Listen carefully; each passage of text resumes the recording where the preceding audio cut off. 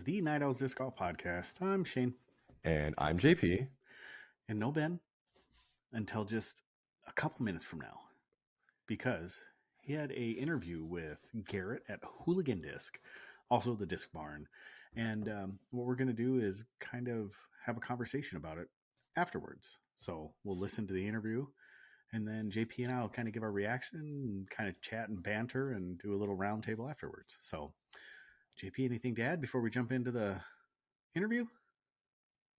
No, not right now. Wait. So this was a very good interview. It is Garett's very first podcast.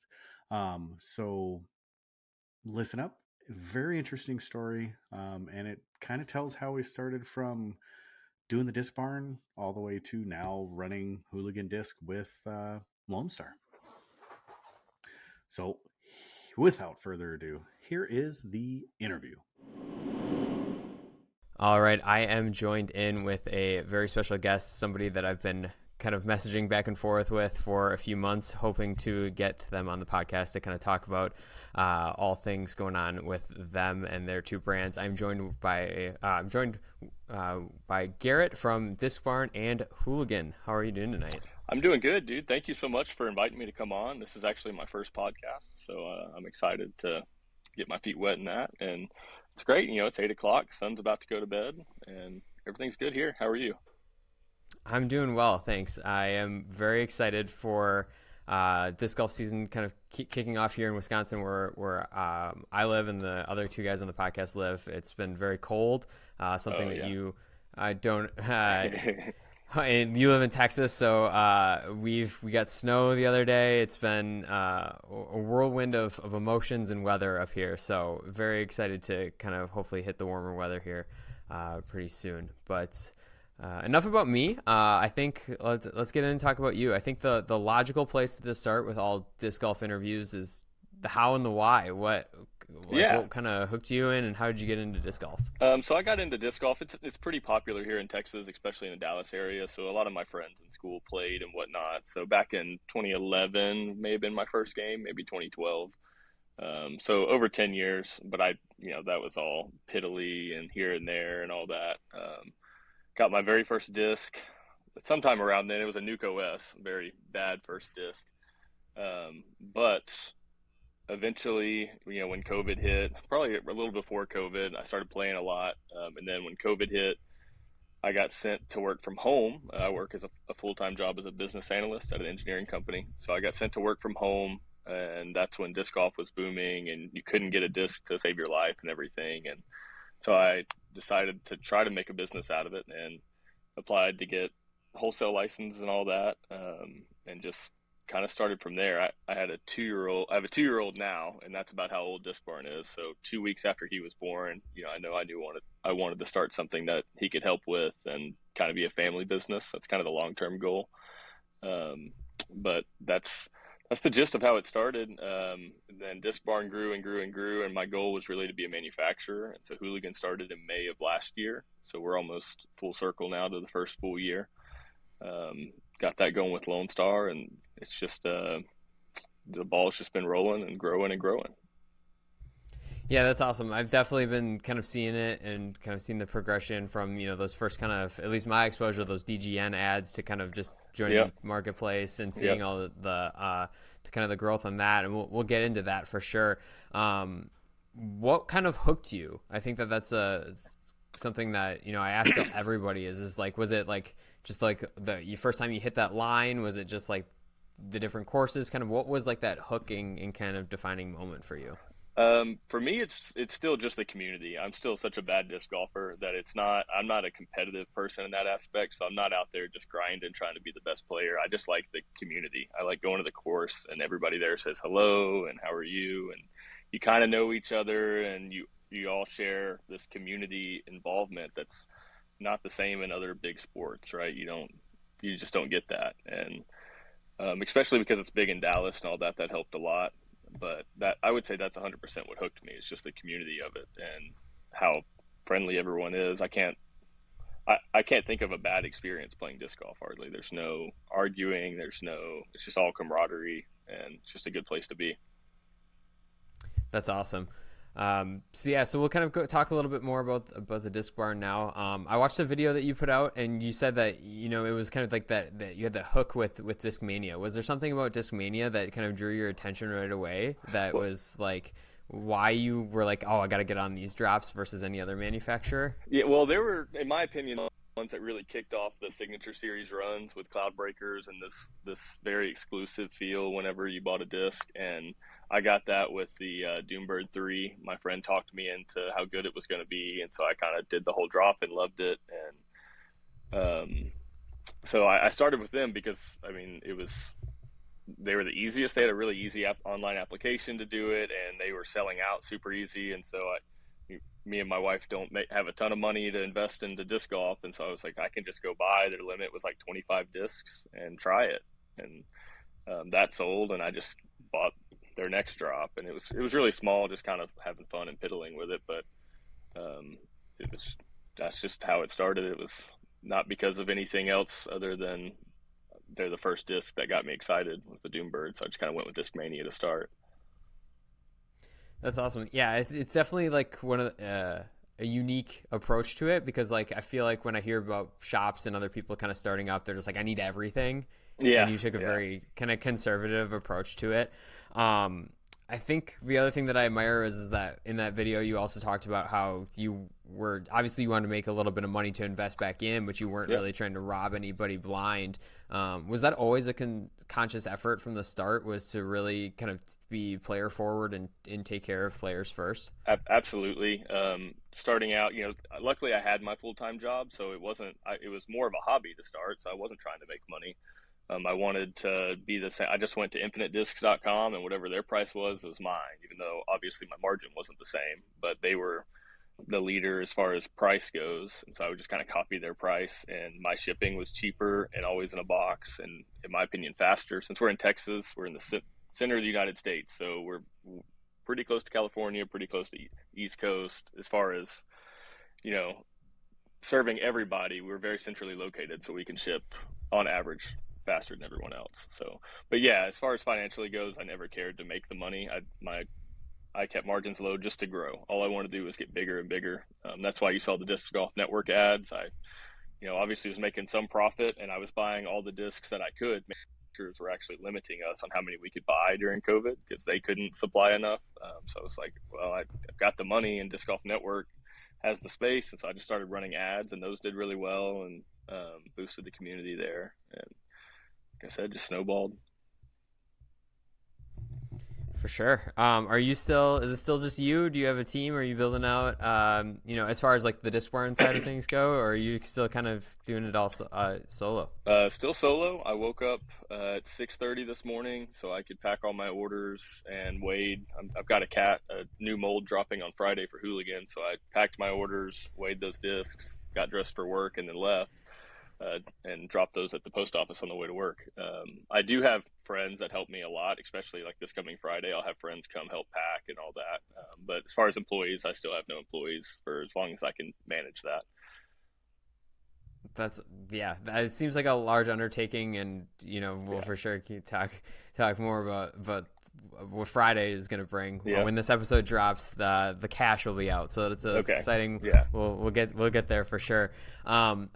Just kind of last couple kind of things on the Disc Barn side of things. Kind of what's kind of like your long-term goal for the shop? Are you looking to do something kind of brick and mortar, or are you just still rolling online? Kind of how do you foresee kind of the next kind of phases of that side of you in your business kind of playing out? Yeah, so that's honestly, I always try to have a goal in mind of what I want the company to look like. And for Disc Barn, I don't have a goal. I kind of just gone with the flow from the beginning, and that's what it is now.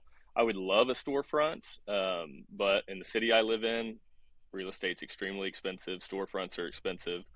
I have a shop here at my house that is big enough for everything, so it's so hard to commit to opening a store. So I would love one. I really, really want one, but it would have to be to the point where that's just financially like doable, where it's just fun money to get a store. Not, I don't think it would make any financial sense just because of the cost in the city. But right now it's just growing. For sure. Inventory's growing. Disc Barn's gotten really steady. Now that I've got Hooligan and I'm doing it myself, I can't push Disc Barn as much. You probably haven't seen it on Disc Golf Network or anything like that, but it's a lot of really loyal customers. Everyone that shops with us returns, and so that's just slowly growing, and I'm loving that. It's taking a little bit of the pressure off now, and I can kind of focus on growing Hooligan a little more. Yeah, for sure. Do you foresee with your projected growth having to bring on somebody, or maybe maybe shifting kind of some things around? Yeah. I guess one of my other questions was going to be, do you foresee yourself going all in as well as with the Disc Barn / Hooligan and doing that full time? Yeah, so there's two routes I could take, right? I could either keep going to work every day and hire somebody to manage the shop and do the day-to-day stuff, or if it makes financial sense, quit my full-time job and I'll be the person doing day-to-day. I think the ideal thing would be, because the day-to-day stuff's fairly simple, I would love to have somebody here to help, just because I don't think I've always got the right idea. So just having people to bounce ideas off of that's here doing it every day I think that's good for growth. So I think that would be the next step, is hiring someone. And I've kind of branched out a little bit in that, but just not that aggressively yet. But I'm right on the cusp of definitely having to hire someone. For sure. Your buddies are always there, but eventually. Yep. Yeah, they all work jobs. So. Yeah, for sure. So just kind of switching gears now, I think one of the most exciting things, definitely a very exciting week for Hooligan, is that you're dropping another one of another mold that is exclusively yours. Yep. So kind of walk me through kind of the start of Hooligan. Obviously, you said earlier that it was always your goal to kind of be a manufacturer. Kind of what triggered that for you, and what was kind of like the big reason for wanting to manufacture? Yeah, so owning the Disc Barn, obviously I work with every manufacturer, so I get to see what they do and don't do that I think they should do. And so I think it's helped me build such a big knowledge base, and I can see what sells and why and when, and there's a whole timing scheme to everything.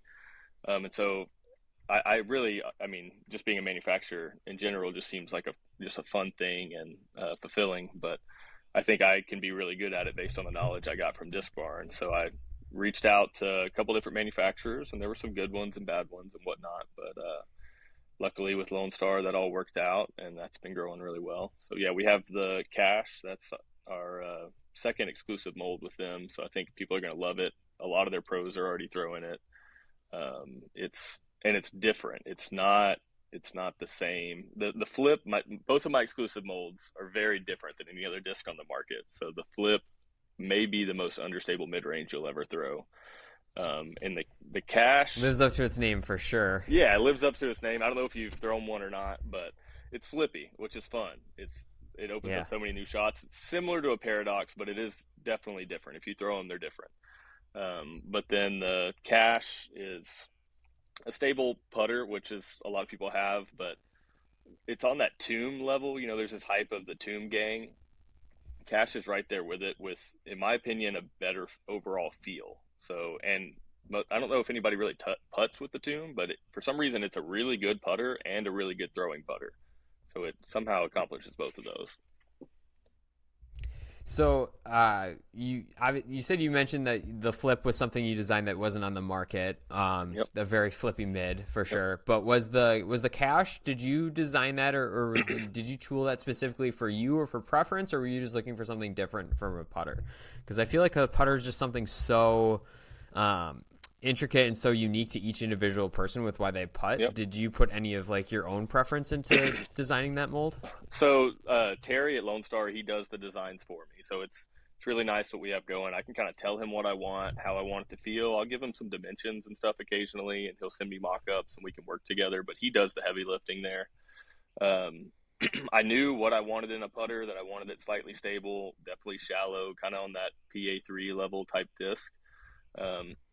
And unfortunately, in disc manufacturing, as you can see, if you go grab 5 destroyers, they all fly different. So you have an idea of how you want it to fly, but you just don't know how it's going to come out.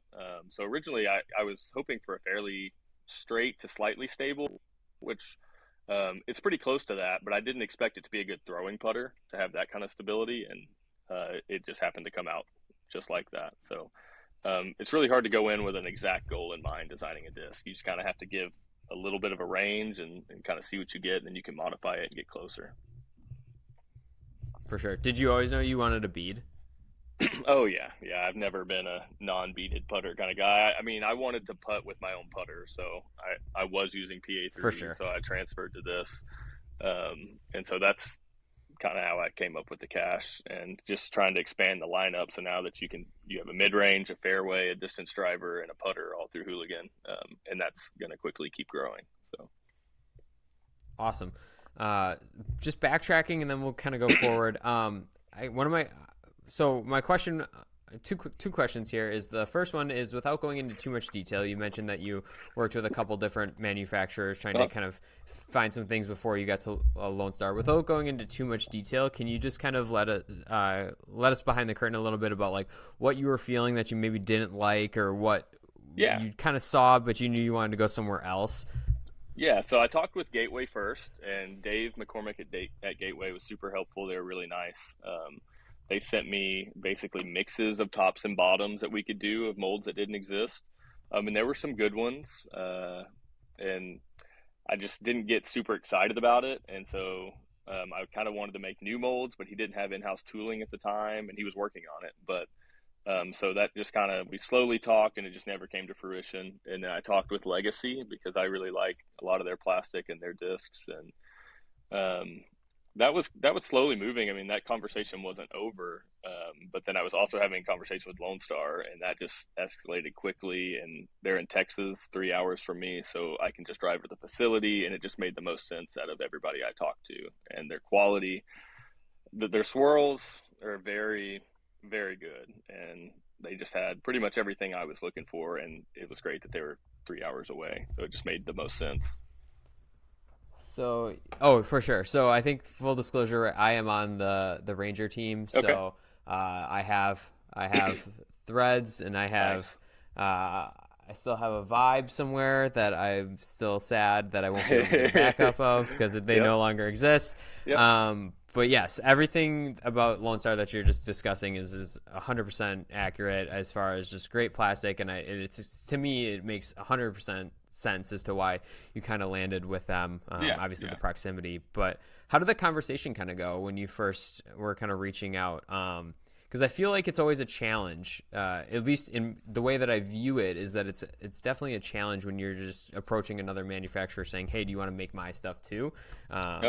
So I guess, how did that kind of kickstart, and kind of how did you guys kind of come to an agreement? So I drove, since luckily they're down the street, I just drove down there, and we started talking. And they're an oil field manufacturer, so they already manufacture parts for other companies, which a lot of manufacturers for disc golf only just make their own discs, right? And that's it. So they already know how to manufacture for other people. So I think that helped a lot. Honestly, it was just easy. Everything that they told me, I didn't have any like issues with. There was no negotiating hardly. It was the number they told me I was happy with. The capacity was great. The quality, their plans long term lined up with my plans long term. They were definitely much smaller when we first started talking. So they've, as you know, grown like crazy in the past year. So they've had some capacity issues there, and we're working through all that. But overall, they just made it really easy, a really easy choice to use them. So That's awesome. I guess why Hooligan? So you said you watched my video, and so I've always wanted a fun brand. Yep. I used to be really big in the fishing industry, and there was a group of YouTubers. They called themselves Googans, and there was the Googan Squad was created out of that, and they turned into manufacturing their own baits, and it was just this really fun atmosphere that I loved, and I could see that same thing working in disc golf and the community that I like, and that's how I just am with all my friends, and that it just fits the persona of everything we do. So Hooligan was a no-brainer from the start as far as the name. I never had any other names in mind. I wanted it to be something that sounded fun, not just a generic name or anything like that. It needed to show the personality of the company. Great.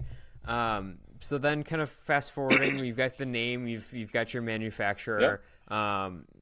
What was kind of the thought process of like how you were gonna just, I guess, decide on what your first mold and what your first run and plastic and everything was gonna be? Yeah, so it's kind of funny. The very first attempt at the Yeet, I wanted an overstable distance driver, in that destroyer, DD3, that kind of range, just a solid distance driver. And they started messing around with molds, and it just wasn't coming out right. The very first Yeet design actually came out to be the tumbleweed, so not an overstable distance driver. So I was like, I No. can't use this, and they wanted it, so it worked out well. And they're like, well, we've got this other mold that we're working on right now. It kind of sounds like what you want to work on. And so they hadn't released it yet, and it worked out. I was like, that aligned perfectly. I wanted an overstable distance driver. They were working on their Warbird mold. And they're like, how about we just use this together in that way? Because it doesn't make sense for us to both have 12 speed, 5 -1.3s. There's no point in designing two different ones, right? So a lot of people give me a lot of crap that the Yeet's just the Warbird, but the Warbird's just the Yeet. I mean, honestly, they were kind of sort of not. Obviously, the Warbird was out first, but it wasn't out when we decided to use the mold or anything. It was a combined effort there, but that's how that started. That is a very fun piece of trivia that I didn't know, and I don't think a lot of people know. Is that the inspiration for the Yeet ended up being the tumbleweed? Yeah, So that's it's a very fun fact. that's pretty cool. That's pretty cool that at least it wasn't all for naught, and that it came to be something else within the Lone Star lineup. And I would like to say, like I told you, it's hard to design and they come out different. Terry has gotten so now at what they want to make, he can make now. Like they've grown, they've learned, and they're really good at it now. Not to say they weren't that good at it before; they were clearly. So just want to make that clear. No, Yeah. for sure. I think it's just one of those things where, it's kind of like the Bob Ross, like, Yep. all the Yep. happy Exactly. accidents, right? Yep. It's just like one of those things where, so then we'll kind of fast forward a little bit. So, the kind of company's kind of taking off. And I guess my first question before we get there is kind of what was your naming? How did you just settle on your naming scheme, and kind of what was, I mean, you said you wanted to go with something fun, but did you always have these names, and kind of how are you kind of just deciding these? So the Yeet, that's what I started with. I knew I wanted to make a disc golf company, and half of it was because I knew I wanted to name a distance driver Yeet because of the self-marketing and fun aspect of it, that the disc golf market would go crazy. I thought it was too good of an idea to pass up. I've seen people kind of make fun of the name, but that also is good publicity. I'm not even the kind of person that yells Yeet or anything when I go play, but it's just fun and it's descriptive and it makes sense. It's not like it's not like it's random. It makes sense for the disc. And then honestly, I wanted to make the Vibe, and that was kind of a last minute naming decision. And so that's why the Vibe is, in my opinion, the Vibe doesn't really fit in the rest of the names. It's not descriptive of the flight. It's 4 letters, which helps. But the thread is obviously threading the needle. Flip is flippy. Cash is just straight cash. So Vibe didn't fit that. But Yeet was, I knew that before I even met Lone Star. So Great. So I guess the next question: why no more Vibes? yeah. So why we've have got the Vibes subsided? we've got shared molds, right? Yep. And so the Vibe It was was the curl, right? Yep. The Vibe was the curl, and as Lone Star has expanded, they've started adding names to the molds and everything, right? To the bottoms. So, on the bottom of a curl, it says curl real big. So I don't Yep. want to sell a disc that says curl when it's my Vibe or anything like that, right? So the only way to get that marking off the bottom is to build a brand new mold. And because nobody really seemed to want to buy the Vibe from us, if I'm going to put the money into designing a new mold, then I decided to just make a new one.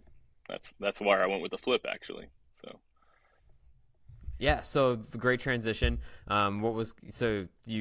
So is that's kind of the big reason is of why you wanted to do an exclusive mold, was just to have something that was truly yours and there wasn't like the comparing? Ideally, like the sharing of the mold helps out a lot at the beginning, and it made sense because it was the exact mold I wanted with the Yeet. But in the future, it makes sense for us to have completely different molds. It's easier processing for them. It differentiates us. We got a lot of negative views from us sharing molds, sort of thing, which a lot of companies do. But I think it was just brought forward and maybe too obvious with us or something. I'm not sure. So just for that negative connotation and everything, we're moving away, just doing our own molds for the most part. I wouldn't ever rule out us sharing a mold, especially if we both have a mold we both want that's the exact same. There's no point in not sharing it. But yeah, so that's kind of why I'm doing my own molds right now, because I want to keep the face of the company really happy, and I don't like seeing negative stuff out there. Obviously, it's not fun. So For sure.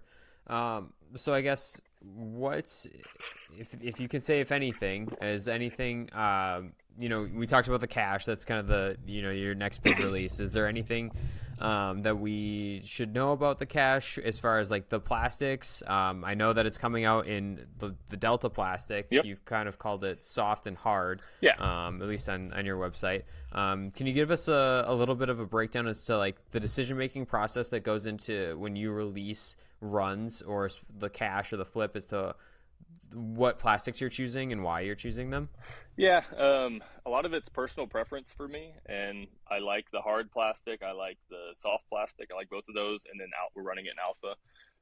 I like Bravo plastic on certain molds, so I'm not a huge fan of Bravo on all molds, but obviously it's more of what my customers want. If we get the demand for it, then we'll do it. But obviously using Delta for putters makes sense. You got to have it in putter plastic, so hard and soft right there, just to make it simple, and alpha for the throwing. And then we're actually going to work on running it in glow as soon as Lone Star has glow capacity, so that'll be a really fun thrower too.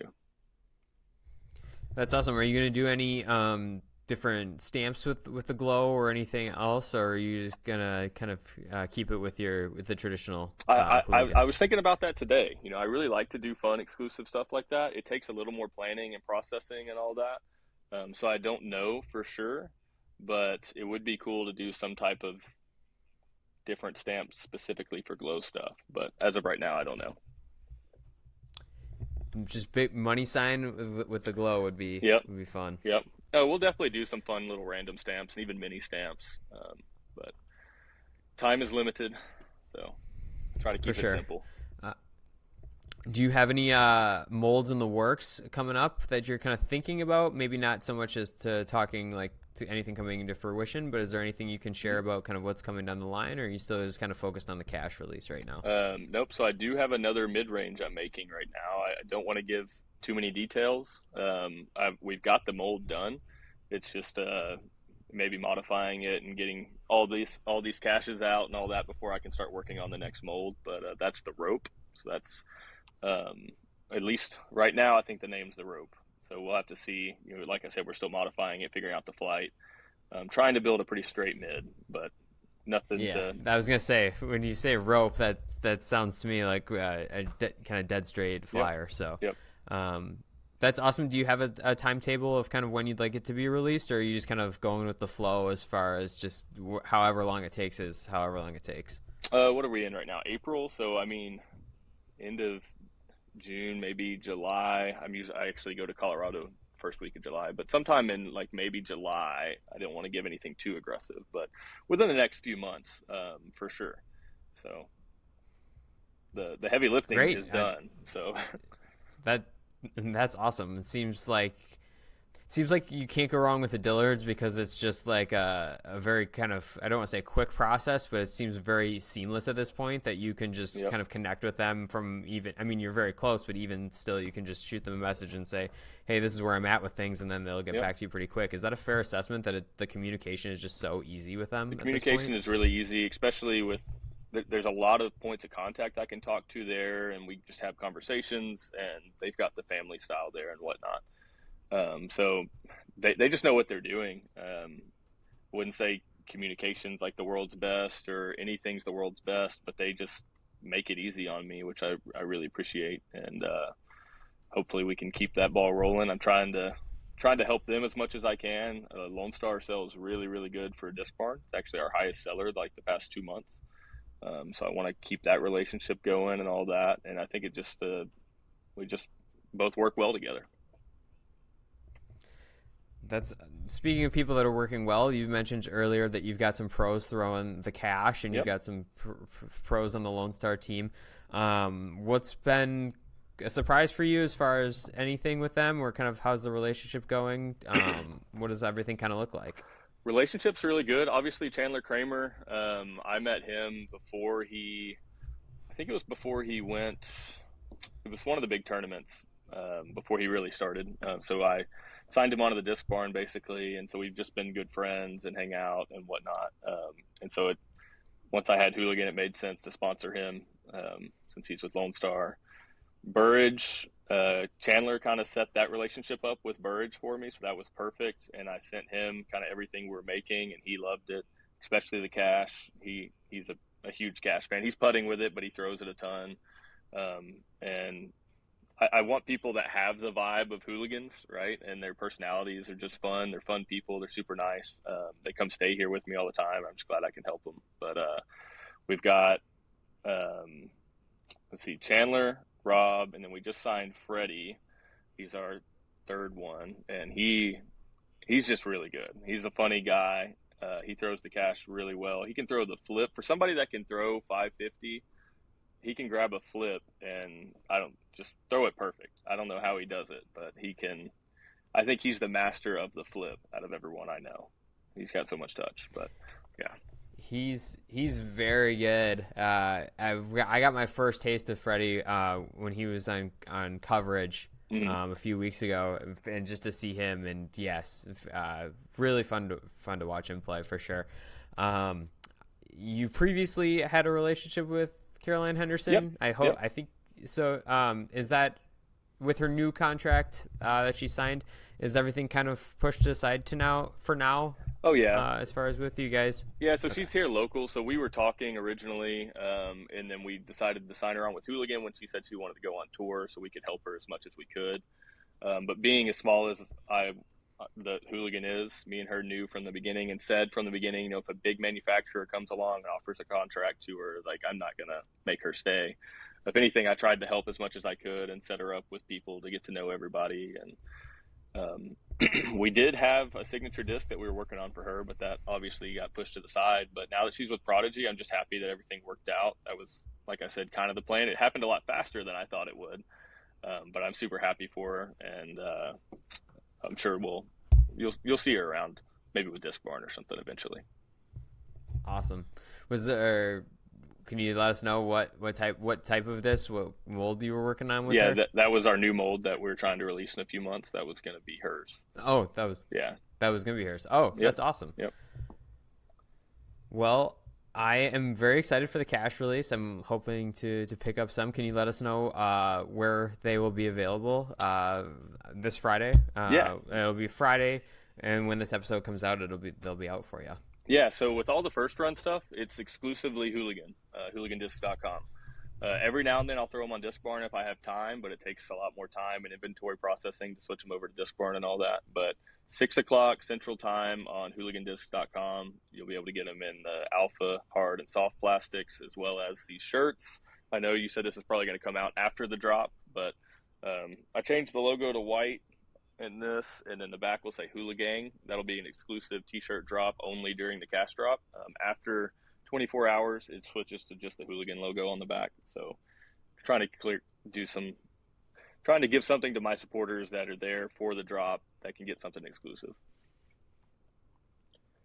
That's awesome. Like I said, very excited. Thank you very much for coming on. I've learned a ton about Hooligan. Very excited for you and for Disc Barn.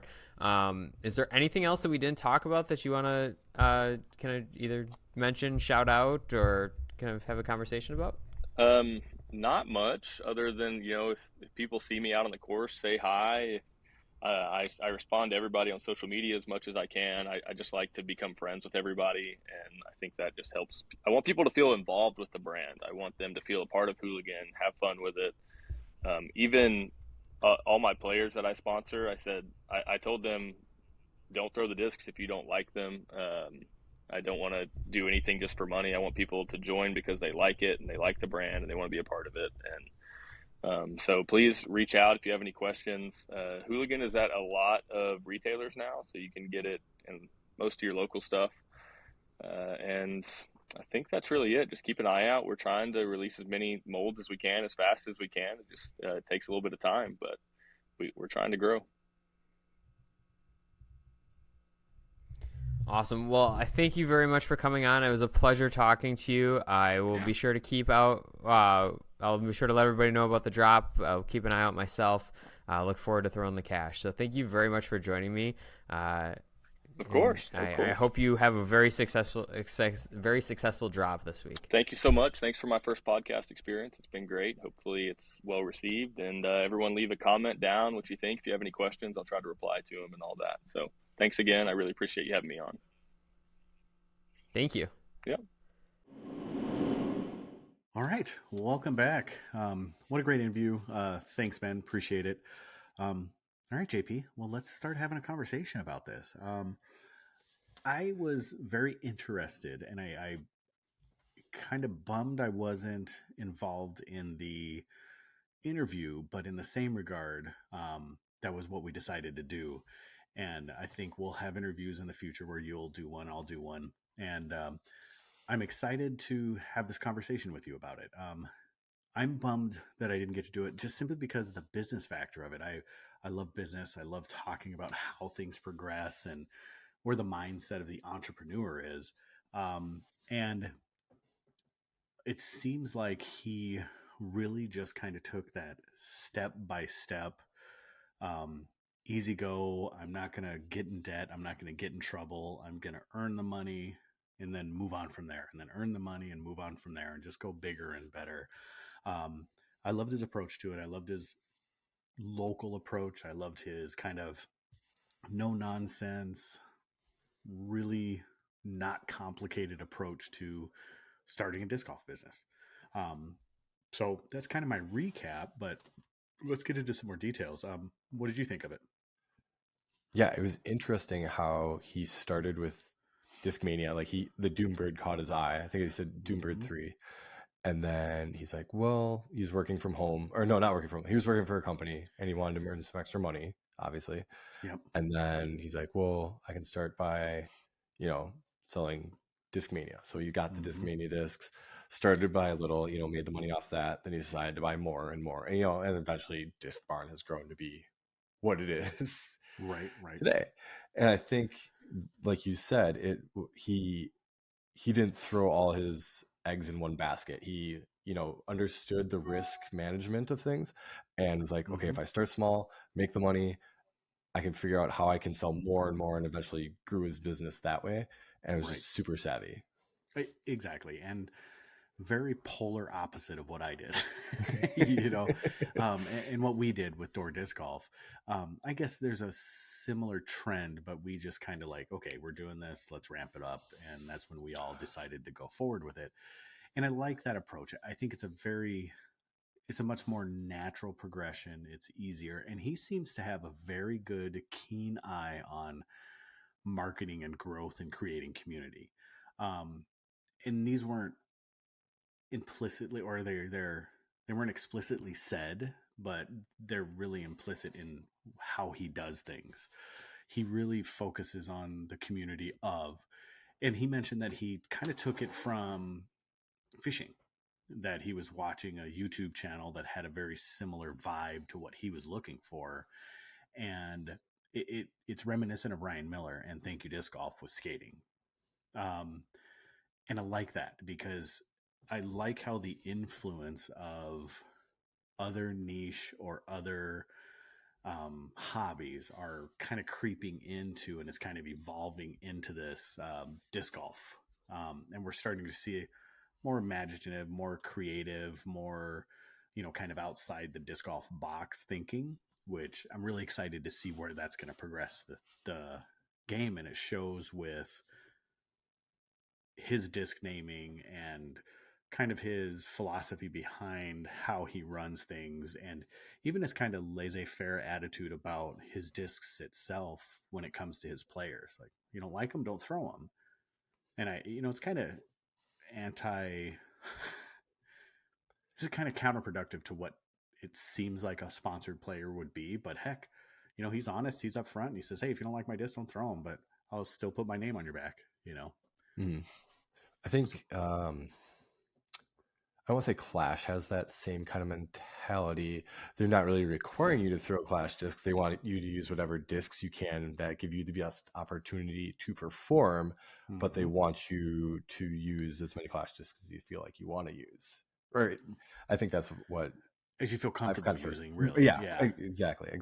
Yeah. And I mean, working with Lone Star, hearing that portion of how that relationship grew with the Dillards and how I was surprised he used Gateway's name and Legacy's name in the interview, because Ben, I think, kind of talked about him or mentioned that he had worked with other companies, or maybe it was in this video that he put out. His video is the in his Disc Barn video, and he didn't name He anything. didn't allude to him, but then he mentioned them in the interview. And I was really shocked by that, but that's cool to hear. And then you hear about, Lone Star being 3 hours away, and just the ease of being able to go see the factory, everything that way, talk to the Dillards and get the ball rolling on Clash, or I mean on Hooligan. Sorry, I was thinking about Clash again. And his mentality that, once he started getting into the Disc Barn, and he always had this kind of idea of being a manufacturer. I don't think, I'm sure, like, everybody kind of feels like how awesome it would be to be like, yes, I can manufacture. I have a great idea for a disc, but have that to come to fruition is really something pretty special. Well, yeah, I'm sure, and I don't know the feeling that this would bring, but to actually hold that first disc in your hands, I feel like that would be a great accomplishment. You would just have this amazing sense of pride. You would want to run around and tell everybody about it, and the one thing that I caught, and these are the kind of reading between the lines and behind the scenes, and our conversations with Josh Hofstra, and Josh saying that there's really no issues at all with keeping up with production. It doesn't seem like Garett has that same feeling with the production of the Hooligan discs with Lone Star. So maybe Josh is alluding to the fact that Lone Star is a priority and Hooligan is kind of second, tertiary behind Lone Star stuff. But it does kind of enlighten you to some of the issues we've been seeing with just being able to get the disc. Now they're crazy popular. They're growing. They're some of the best sellers, not only in our shop, but almost every shop that carries them at this point.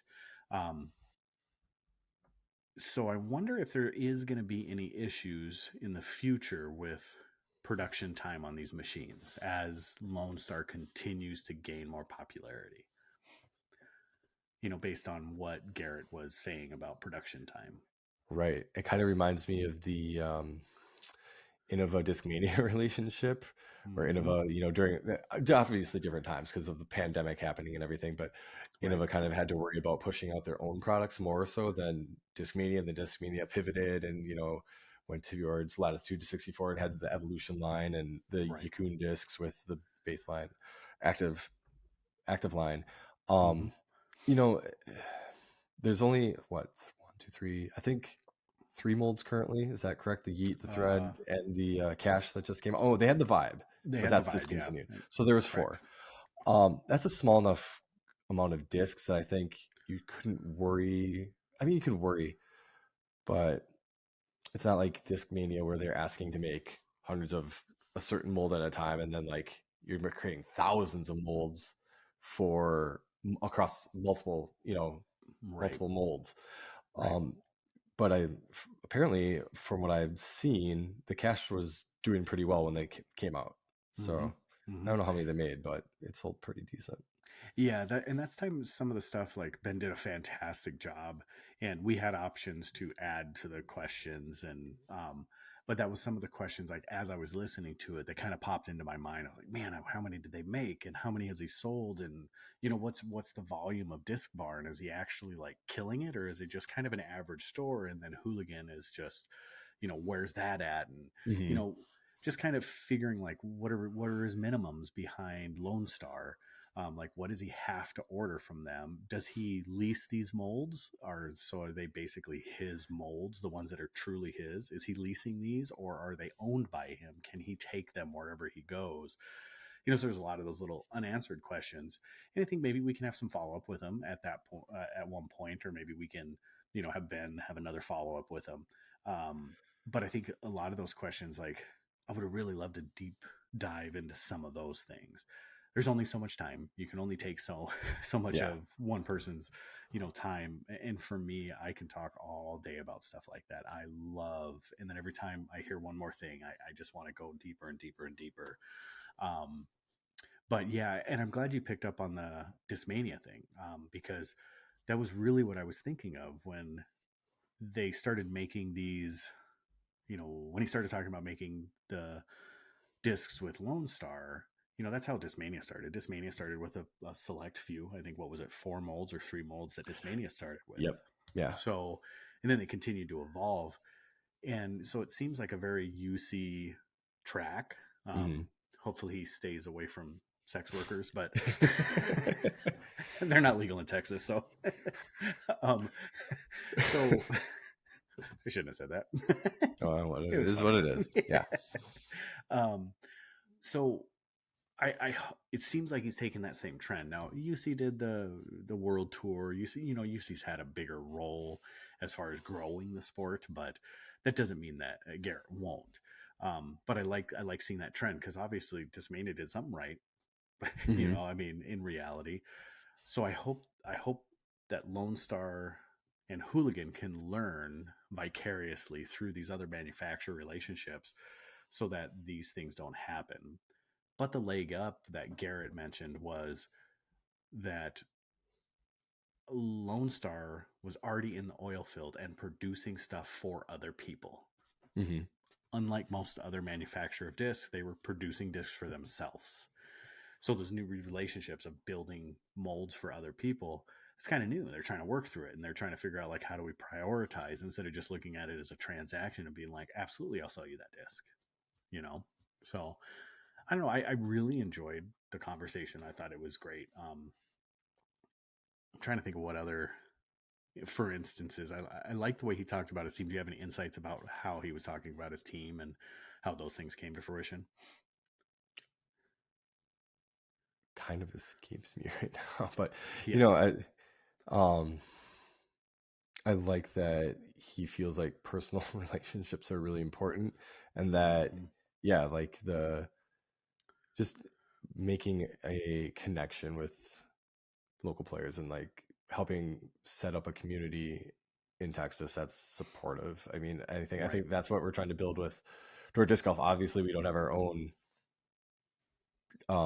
manufacturing, but it's all about cultivating that culture of togetherness, disc golf in the community, and helping grow the sport that way. Obviously, we're reaching out now. We have a big enough team. We have the 2 podcasts. Like, we're doing our part in Wisconsin, and hopefully reaching further. Like, our numbers kind of said, we were reaching out to other countries and things. The other, like, one of the other crazy things that it's not mind-boggling, but his marketing, like, he went out and kind of set aside money, and he's like, okay, I'm gonna get on GGN, and grew it that way. You would see things pop up, and then he's running the disc barn himself. He talks about getting up early in the morning, packing orders, bringing them to the post office, going to do his full-time job, coming back to disc barn, along with raising kid. Yep. That's incredible as well. Absolutely. Yeah. And that's a grind. I mean, that's a hustle. That's a grind. I mean, it's that mentality that it's hard to come by, and it's hard to hold on to. I mean, when you're excited about something in the beginning, it's easy to get up early, and it's easy to do all these things, but to do it for year after year after year, that just shows a true passion. And I think that speaks to the community aspect of what they're doing. But it also speaks to just the character of the man that is Garett. And I love seeing it. And that's why disc golf is so amazing in my eyes, is that it doesn't matter who you are, your background, or anything like that. I mean, there's these passionate stories that come out where these people just say, you know what, screw it. Like, I will sacrifice my time, energy, and effort. And in their eyes, it's not a sacrifice. I'm going to use my time and energy to make sure that this sport grows and people discover the sport that we love so much. And I think that's a beautiful thing that Garett's doing. I had something else to say. Well, nevertheless, but I think what he's doing is something that I can truly get behind and stand behind. And in him, in parallel with Lone Star. Lone Star is a company that were very supportive of course, on this podcast, but in our store and everything. And then you kind of see the people they're connected with. It makes it even better because Garett seems like one of those guys that is right in lockstep with how Lone Star deals with stuff. So the thing that I liked hearing about was kind of the trial and error of Terry building these molds, Right. and how no mold was wasted, and how it was kind of like pretty difficult in the very beginning. But as time has gone on, he's like, yeah, just tell Terry what you want. He'll do it now. But in the beginning, it wasn't that way. Yeah, And I then, liked this. The example that we put out on Instagram the other day is him wanting to produce the Yeet and come in with this overstable driver, and all of a sudden it flips and turns into the tumbleweed because it was a too flippy of a disc. And obviously that that mold didn't get wasted because it was turned into a Lone Star disc. And the other thing that tying into with Lone Star and Hooligan is the quality of the disc and the consistency, right? Like Lone Star right now for the plastic is known for like consistent flights. The plastics is always consistent, and like him kind of piggybacking off of that and having Hooligan be consistent like that, that's just going to earn him more name recognition with quality. right, right. Exactly. And I think him making the choice to kind of drop the vibe and go into his own thing, I think is part of that. It's making sure that quality stays at top notch, and they're not duplicating or reproducing or just trying to jump on the bandwagon.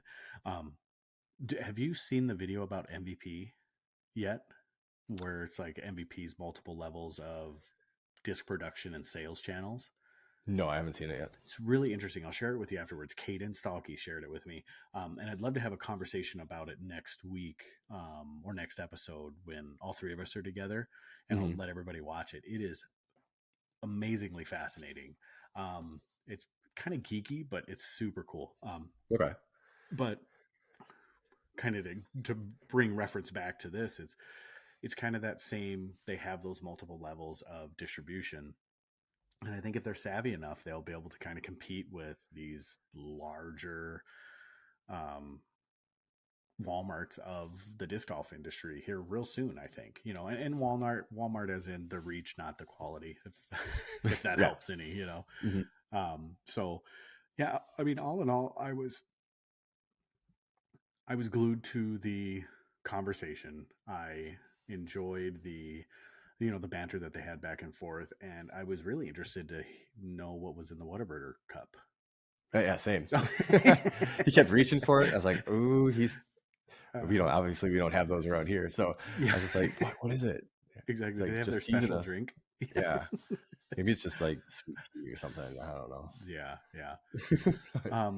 But all in all, so they dropped the cash. It seemed like it went very well. Did you end up getting any of the cash? I did not. I know Ben got one, and he shared that picture with us. It looked really nice. They did an Instagram live when they're boxing up orders, and so it wasn't Garrett, it was another guy, probably one of his friends, helping him out. But he would go and show talk about someone's order and then pull it and show the discs, and really nice swirls. It's in the Delta plastic, but I think I don't know if it's called something else, but it was like hard and soft, and then maybe they had a premium plastic, but I thought it was just the Delta. They did. They just I don't know if they released it, but Alpha they too? only work in the Alpha. Yeah. Yeah. Okay. Yeah. So and I know their new mid that's coming out is something that's pretty interesting to me. I would like. I'm a mid junkie. I love mids, of course, but that's still a slot that's really kind of, the EMAC is something that's filled that slot for a long, long time. But I'm looking for something just a bit straighter, doesn't finish as hard. And it sounds like this might be, because it's called the Rope. So it sounds like it might be something. So what is it? He's thinking sometime in July it'll come out. So I'm interested to see that as well. I'll probably be on the horn trying to figure out one of those as soon as they come out. Yeah, it's interesting to hear that it was going to be Caroline Henderson's signature disc before she switched over to Prodigy. Yeah, and it just sounds like it's going to be, like as you would say, like a laser, frozen rope kind of mid range. I think Mm-hmm. that's a kind of disc that anybody could really use, and I'd be interested in it as well, just to try it out. Right. Right. Yeah, I'm everybody has that claim for their mid-range, for Hmm. their flagship mid-range, that it's that rope. Put it on any line, it's going to stay on the line, it's going to hold, it's going to go exactly where you want, point and shoot. You hear all these cliche statements, and I'm still waiting for that disc. And we'll see. As far as how I throw, I haven't found that yet. The closest thing that I have is the Comet, but the Comet does not have the stability that I am looking for as far as the finish that I'm looking for if I need it. So yeah, but all in all, I'm really happy. I thank Garett. I wish him all the luck in the world. We will be supporting Hooligan in the shop as best we can. We do have, geez, what do we have? The Yeet and the Thread. thread in the shop. So we'll continue to carry them, and as the cash comes available for us to purchase wholesale, we'll probably do the same thing, and which I think it actually has already. We just haven't ordered it yet. So yeah, I'm glad we were able to get him on the horn and actually have a conversation with him. Yeah, Ben did a really good job Mm-hmm. interviewing him, and just want to thank him for coming on, and hopefully we, gave him enough of a spotlight in this opportunity that people listening go check them out if they haven't already, because I think they're, Mm-hmm. they're growing. They've got a pretty decent following, Hooligan and the Disc Barn as well, Right. and he mentioned that hopefully someday maybe he can have a brick and mortar store. They're only online right now, but he's got a ton of inventory that he has in a garage pretty much. Right. He's just working out of the garage, and hopefully one day he can get that brick and mortar store and get people in and buying discs. Yeah, and I wish him luck in that. I know that baby steps is the direction he takes, which is fantastic, and I think that's a very responsible way. I don't know if he's really seeing that in his future, as far as near future, the way he was speaking, but who knows? Maybe we can bring a little night from our fans and hopefully push them his direction as well. And I know it sounds weird for a shop to push towards another shop, but heck, there's we buy more than enough discs as disc golfers to support multiple shops. True. So we can you know definitely do that. if this was casual relief, they'd say no free ads, but whatever. That's what we're all about. Like, excuse me. Yeah. Who would pay us for an ad anyways? Yeah, I know. Yeah. I mean, I like really gorgeous guys, but outside of that, I mean, so, well, anything else to add, my friend? Like, follow, Mm-hmm. subscribe. And Give let us us a know if review. you like this style, because I would like to try to continue to do these if you guys like them, because we do have quite a few people that have said yes, that we want to do some interviews with. And if it's a style you want, that's great. If you want the old style where all four of us are just kind of bantering back and forth, that would be fine with us as well, but just let us know. But outside of that, door_disc_golf, night_owl_pod, and then doordisc.com. And you also catch this episode if you're listening on YouTube, and it's Door Disc Golf. But outside of that, anything else to say, sir? No, I'm good. All right, keep it subpar. And JP is working very hard in the background on the OnlyFans. It'll come up soon. Mm-hmm. Peace.